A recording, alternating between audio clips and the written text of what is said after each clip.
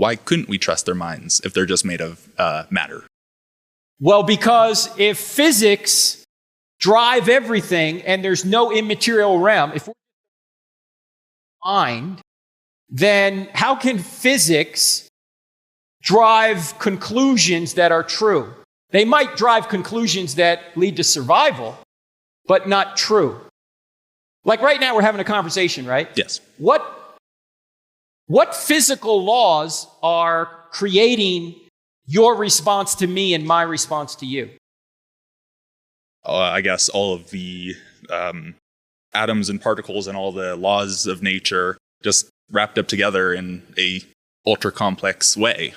Well, yeah, but how do they come up with these unique questions? We're having a conversation here.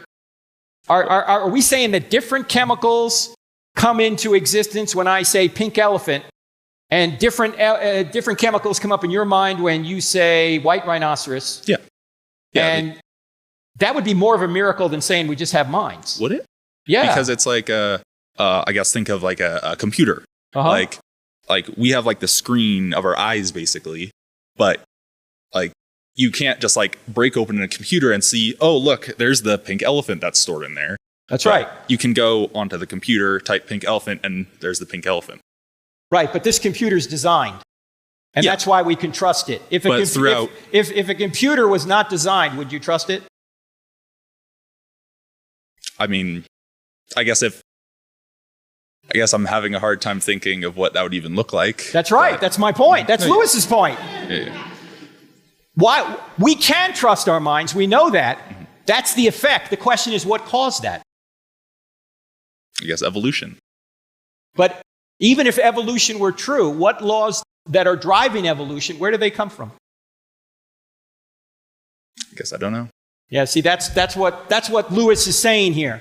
That when you get back to it, if the thoughts that you have are merely the byproducts of some atoms within my skull, then you should have no reason to trust those thoughts. But you can trust your thoughts, so you ought not reason back to an undesigned mind. You ought to reason back to a designed mind.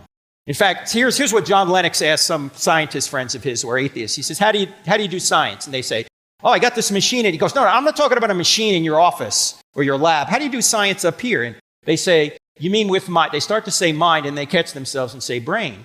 And he says, yeah, with your brain. What's the history of your brain? How did your brain get here? And they say, oh, my brain is the product of random forces that didn't have its end in mind. And then Lennox says, and you trust it?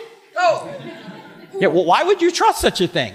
Why would you trust a computer if such a computer could come into existence out of nothing if it wasn't designed? It hasn't let me down before. Or it has, but not.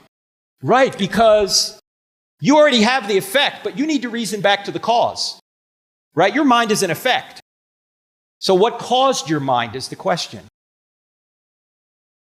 Laws, which do the same thing over and over again. Physics does the same thing over and over again. How does it give us this diverse variety of conversation we're having right now?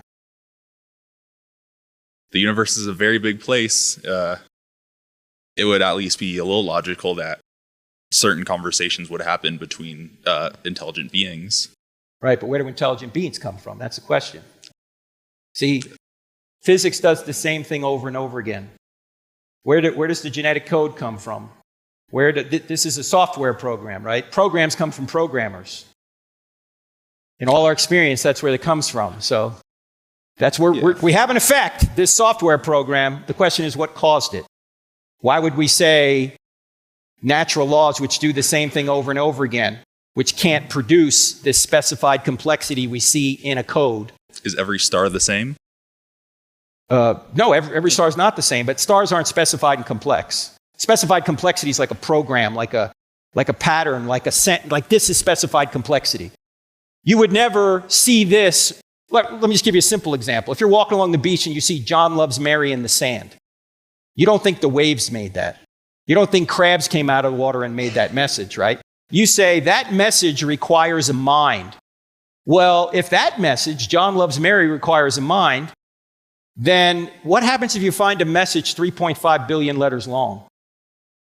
That's got to require a mind too. That's what we're saying. But But to that, I would say you could see like a skull in the rocks and say, oh, that's a message of an omen of death or whatever.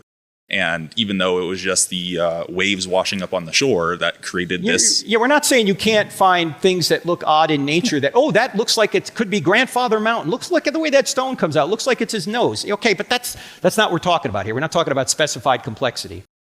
If Christianity were true, would you become a Christian? Yeah.